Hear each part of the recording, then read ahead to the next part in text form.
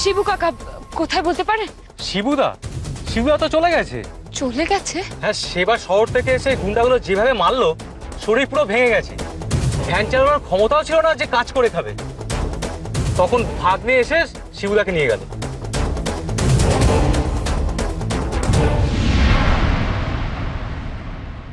দেখো, তুমি অমন ভাবে ভেঙে পড়ো না। ভালো করে ভেবে দেখো যে আর আর আর কোথায় কোথায় উনি থাকতে পারেন। ঠিক বলেছেন। এখানে গৃহভূতকে খুঁজে পাইনি তো কি হয়েছে? আরো একটা জায়গা আছে সেখানে আমি গৃহভূতকে ঠিক খুঁজে পাবো, ঠিক পাবো।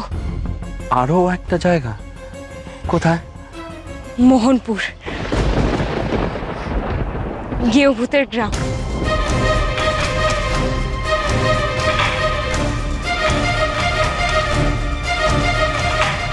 কি করছিলে তুমি জানো? তোমার কোনো ধারণা আছে বিদেশে এসে এরকম ঝামেলা কেউ করে? ওরা আমাকে অপমান করছিল, যা নয় তাই বলছিল। কেউ আমাকে অপমান করবে আমি সহ্য করতে পারবো না, কিছুতেই না। অনেক অনেক সহ্য করেছি, অনেকের টাকার অহংকার সহ্য করেছি, কিন্তু আর না। আমি আমি আর সহ্য করবো না। এখন সবকিছু শুধু আসলে ফিরিয়ে দেওয়ার সময়। কি করে ফেরত দেবে? কি করে ফেরত দেবে? রাস্তায় মারামারি করে? যদি পুলিশ চলে আসতো, কত বড় আইনি ঝামেলায় তুমি জড়িয়ে পড়তে তোমার কোনো ধারণা আছে? তোমার সমস্ত আশা, সমস্ত স্বপ্ন তোমাকে জলাঞ্জলি দিয়ে দেশে ফেরত যেতে হতো। না পিসা,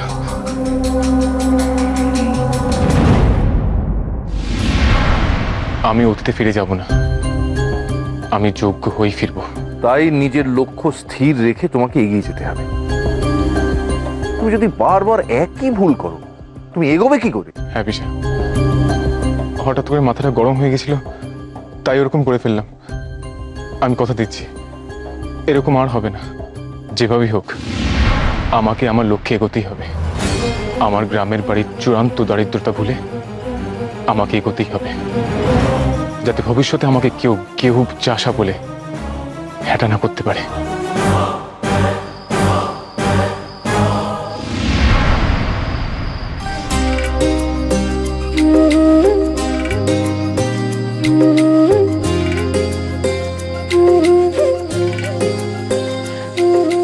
দেখে দেখে আসবেন।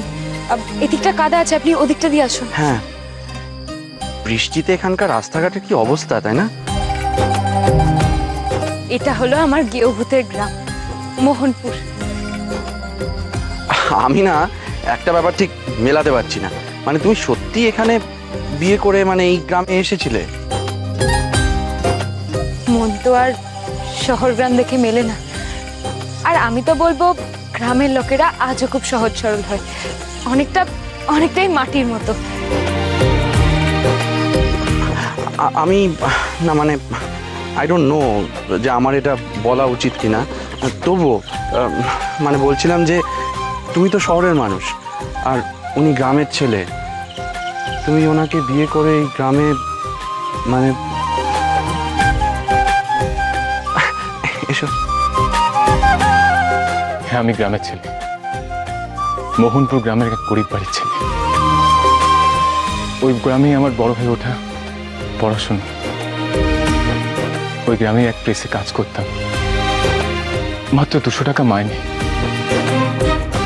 বাবা মরে যাওয়ার পর মা আমায় কোলে পিঠে করে মানুষ করে। সংসারে আমাদের অভাব ছিল, কিন্তু তাতেও আমরা আনন্দ ছিলাম। একদিন হঠাৎ মায়ের শরীর খারাপ হয়। ডাক্তার বলে মায়ের নাকি ক্যান্সার হয়েছে। মারণ রোগ ভাই, মারণ রোগ। তোমার মাকে তো আর তুমি বেশি দিন বাঁচিয়ে রাখতে পারবে না, আর তোমার সে সামর্থ্যও নেই। আমি আর কি করতে পারি বলুন? আর অন্য কোনো উপায়? দিন গোনো, হাতে বড় জোর 7 দিন সময়, এর মধ্যেই যা করার। তারপরও সময় নেই। মাকে তো আর বাঁচিয়ে রাখতে পারবে না, তাকে শেষ সময় আনন্দটুকু দিও, যা চায় তাই দিও, শেষ ইচ্ছেটুকু পূরণ করো। মা জিদ ধরল ছেলের বউ দেখে যাবে। ভাবলাম মায়ের শেষ ইচ্ছে তো পূরণ করতেই হবে। বৌদি ফিরিস বাবা,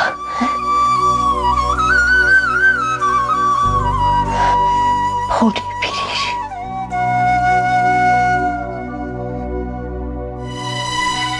আমাদের বিয়েটা খুব অদ্ভুত ভাবে হয়েছিল, গণবিবাহর আসরে। আমি তো বাড়ি থেকে পালিয়েছিলাম। শেখরকে বিয়ে করার জন্য? না না, তা নয়। আসলে আমি তো খুব ফিল্মি, জীবনে যা যা করতাম ফিল্ম থেকে ইন্সপায়ার হয়ে করতাম। বাবা হঠাৎ তার বন্ধুর ছেলের সাথে আমার বিয়ে ঠিক করে দেন, কিন্তু তখন এই বিয়ে টিয়েতে আমার মনই ছিল না। ব্যাস, আমিও ডিসাইড করলাম বাড়ি থেকে পালিয়ে যাব, আর চব্বি মেটের করিনা কাপুরের মতো বাড়ি থেকে পালিয়ে গেলাম।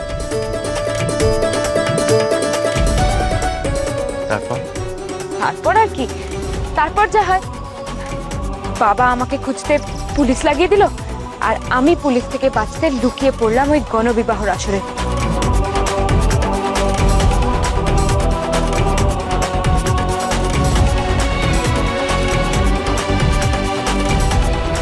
আর সেখানে ঘটনার চক্রে ঘটে গেল আমার আর কেউ ভূতের বিয়ে।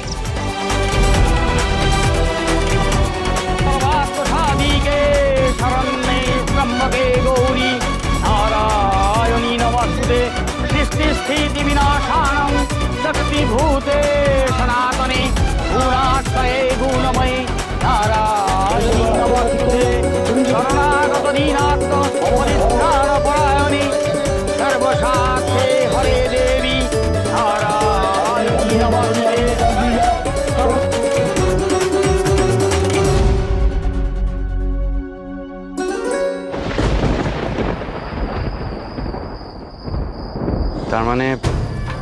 তার মানে একটা বিয়ে থেকে বাঁচতে এত কাণ্ড করে বাড়ি থেকে পালিয়ে শেষমেশ তোমায় সে বিয়েই করতে হলো? হ্যাঁ, তা করতে হলো ঠিকই, তবে সেটা একটা আলাদা স্টোরি। কিরকম? আসলে আমি প্রথমে বিয়েটা মানতেই চাইনি। এই বিয়েটা আমার লাইফে ফিল্ম থেকে টপকে পড়ার মতো একটা প্লট ছিল। সিকোয়েন্সও শেষ, আমার অ্যাক্টিংও শেষ। সেই সিনে তারপর আমি আর থেকে কি করব, তাই আমি সেখান থেকে বেরিয়ে আসতে চেয়েছিলাম। কিন্তু তারপরে গৃহভূত বললেন ওনার মায়ের কথা। আমার মা মৃত্যু শয্যায়, আর মাত্র 7-8 দিন বাকি। মায়ের শেষ ইচ্ছা পূরণ করবো বলে আমি বিয়ে করেছি। বউ নিয়ে মায়ের সামনে দাঁড়াবো। আপনি চাইলে 7-8 দিন পর ফিরে আসবেন, আমার আর আপনার উপর কোনো দাবি থাকবে না। মায়ের কথা শুনে মনটা কেমন হয়ে গেল, ফেলতে পারলাম না ওনার কথা। আসলে আমার তো নিজের মা নেই, তাই।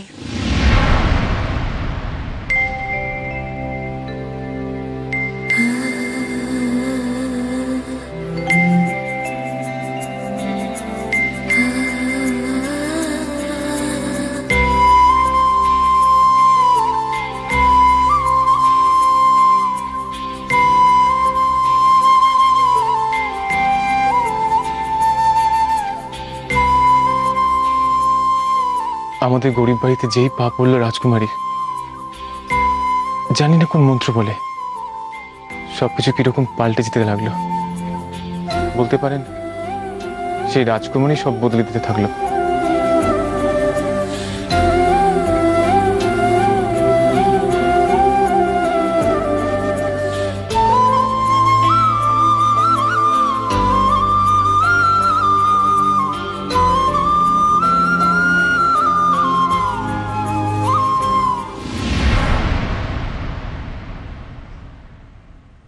ডাক্তার বলেছিল মা 7 দিন বাঁচবে। আমি ভেবেছিলাম মা আর বাঁচবে না, কিন্তু রাজকুমারীর জাদুর কাঠির ছোঁয়ায় মা আস্তে আস্তে ভালো হয়ে উঠল। আর রাজকুমারীও প্রাণপণ দিয়ে চেষ্টা করল মাকে সুস্থ করে তোলার। এই মিস্টার গৃহভূত, আপনি হাঁ করে দাঁড়িয়ে আছেন কেন? যান যান, এক্ষুনি ডাক্তার ডেকে আনুন। এত টাকা আমার নেই। নেই মানে? গৃহভূত কোথাকার? মায়ের শরীর খারাপ আর আপনি বলছেন নেই?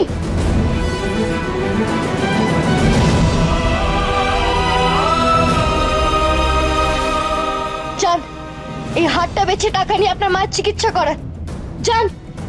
আমার খুব ছোটবেলায় আমার মা মারা গিয়েছিলেন। আমি আমি নতুন করে মাকে ফিরে পাই। মাকে পেয়ে, মায়ের স্নেহ, যত্ন, ভালোবাসা পেয়ে আমি এয়ার কন্ডিশনার, বাড়ি গাড়ি সব ভুলে যেতে পেরেছিলাম, সব। আর তোমার বাবা? বাবা বাবা তো কিছুতেই মেনে নিতে পারেনি বিয়েটা।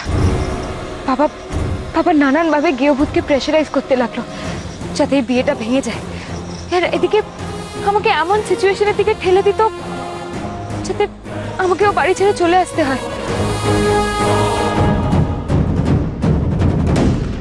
আমার একটাই ছোট্ট কাজ, সেটা হলো এই টাকা আপনাদের দিয়ে বনিকে এখান থেকে আমার সাথে নিয়ে যাওয়া।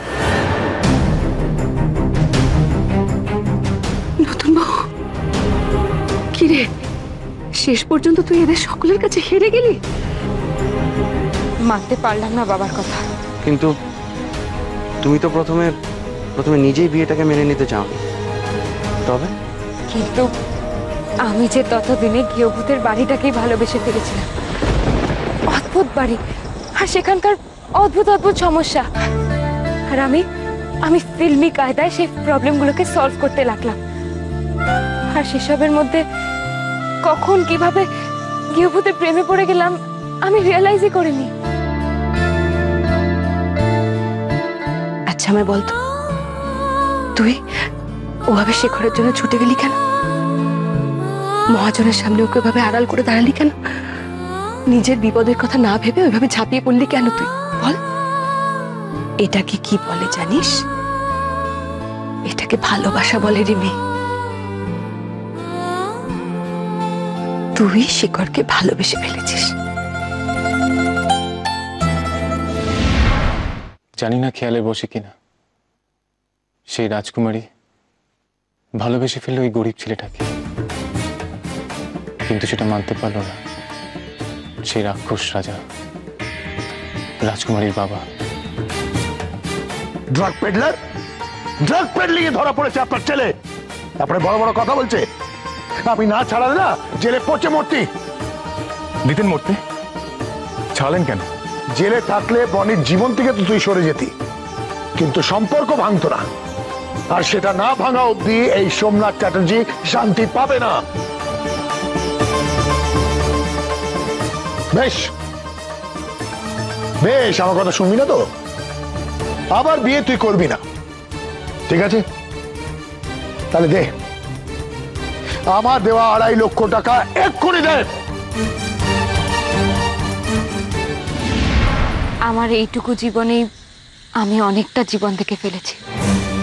একটার পর একটা বাধা আসতে লাগলো আমার সামনে। আমি আর গৃহভূত সেই বাধাগুলোকে একসাথে ফেস করেছি। কখনো কখনো কোনো বাধার সামনে হার মানিনি আমরা। জানেন তো, এত কিছুর মাঝেও আমরা ভালো ছিলাম, কেননা গৃহভূত আমার পাশে ছিল। হারের পর একটার পর একটা চেঞ্জেস আসতে লাগলো আমার লাইফে। নিজের কাছের মানুষকে হারিয়ে ফেলা, নিজেকে হারিয়ে ফেলা, ফিরে পাওয়া। আমার লাইফটাও ফিল্মকেও হার মানিয়ে দেয়।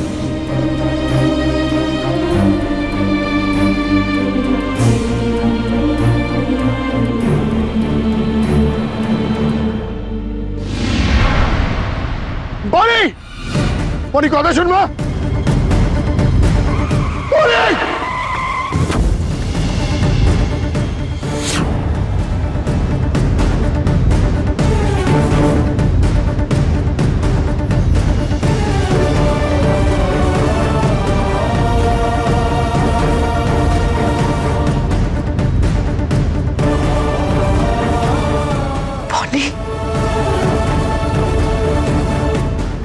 আমাকে আর গৃহভূতকে আলাদা করার শত চেষ্টা করার পরেও বাবা আমাদের আলাদা করতে পারেনি।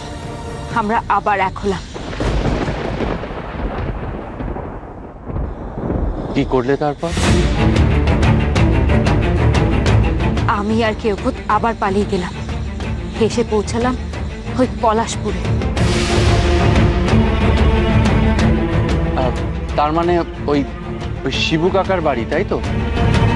আচ্ছা, তোমরা কি ওখানে ওই মন্দিরেই আবার নতুন করে বিয়ে করলে? আমরা সেখানেই বিয়ে করলাম, কিন্তু কিন্তু সেখানেও বাবার লোকেরা এসে পৌঁছালো। আর তারপর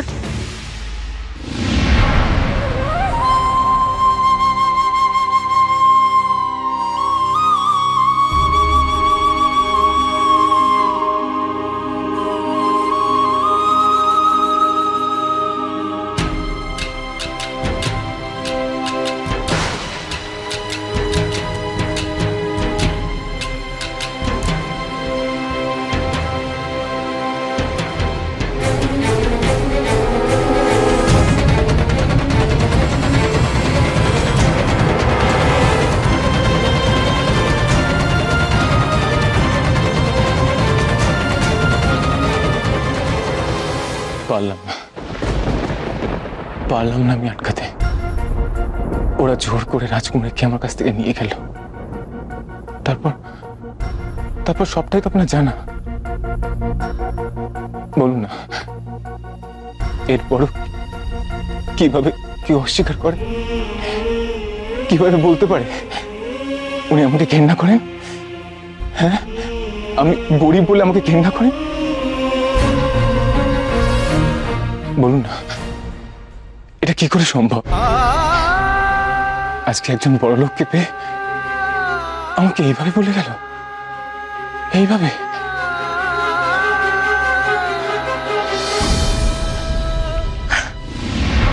শ্রেয়া, একদিকে তুই যোগাসন করছিস রোগা হবি বলে, আরেকদিকে সমানে মিষ্টি খেয়ে যাচ্ছিস। তুই জীবনে রেগা হবে না, আমি বলে দিলাম। না খেয়ে রোগা হবো তাতে আমার বয়ে গেছে। দাও না মিষ্টি, দাও না। চালিয়ে খেলো। হ্যাঁ, সর, হাত সরা। আরেকটা দাও, আরেকটা। আরে শ্রেয়া, তোর ছোট বৌদি তো এলো না, কোথায় গেছে ওরা বল না। আরে বাবা, আমিও তো জানি না। ছোটদা গাড়ি থেকে নামলো, তারপর আমাকে বললো যে বাচ্চাগুলোকে নিয়ে বাড়ি চলে যা। তারপর ছোট বৌদিকেও গাড়ি থেকে নামালো, তারপর আমি টাটা বাই বাই করলাম, তারপর বাড়ি চলে আসলাম।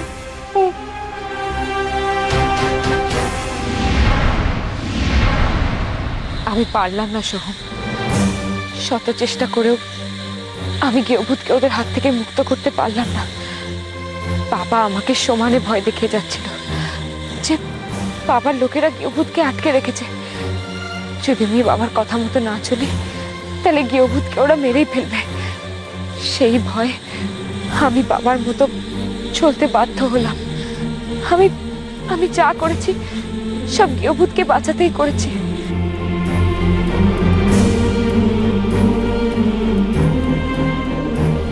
সেই ভয় আমি আপনাকে বিয়ে করতেও রাজি হই, কিন্তু বিশ্বাস করুন আমি সবটাই করেছি শুধুমাত্র গৃহভূতকে বাঁচাতে। আর আমার কপালটা দেখুন, সে কথাগুলো আমি গৃহভূতকে বলতেও পারলাম না। উল্টে ওনাকে চলে যেতে বললাম, আমার থেকে অনেক দূরে, অনেক দূরে। চলে যান, চলে যান। আপনি কেন এসেছেন আপনি এখানে? আমি আপনার মুখও দেখতে চাই না। চলে যান, বেরিয়ে যান এখান থেকে। আগে আমার বাবার মতো টাকা আর্ন করে দেখান, তারপর আসবেন দাবি করতে। তার আগে বারবার এইভাবে এসে আমার স্টাডি লাইফটাকে ঘেঁটে দেবেন না। গরিব বলে ওরা আমাকে তাড়িয়ে দিয়েছিল তো। আমি বলছি পিসা, এই শেখর আর গরিব থাকবে না। এই কাজটা দিয়ে শুরু তো করি, আমি এখানে থাকবো না। আমি বড়লোক হব, অনেক অনেক বড়লোক হব। আচ্ছা পিসা, সোমনাথ চ্যাটার্জি কটা বাড়ি? আমি সেসবের খোঁজ কোনোদিন রাখিনি শেখর। হবে গোটা তিনেক। আমি নিজের টাকায় ওরকম 4-5টা বাড়ি কিনবো। আচ্ছা পিসা, সোমনাথ চ্যাটার্জি যে গাড়িতে চড়েন সেটার দাম কেমন হবে? 30-32 লাখ। আমি তার থেকেও দামি গাড়ি কিনবো। আমি অনেক অনেক টাকা রোজগার করব, দেখিয়ে দেবো ওদের শেখর তার কথা রেখে যেদিন বাড়ি ফিরবে অনেক অনেক বড়লোক হয়ে ফিরবে।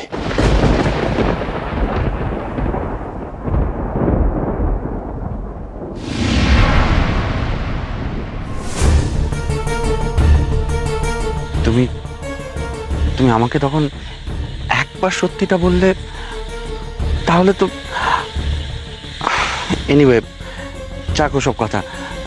এ দেখো না, তুমি তো তোমার শ্বশুর বাড়ির কাছে এসে গেছো, তোমার গৃহভূতের কাছে। তুমি দেখো সব ঠিক হয়ে যাবে, তোমাদের মধ্যে সব ভুল বোঝাবুঝি ঠিক হয়ে যাবে, সব কিছু ঠিক হয়ে যাবে। হ্যাঁ, ঠিক তো হতেই হবে। আমি জানি গৃহভূত আমাকে ঠিক বুঝবে, ঠিক বুঝবে।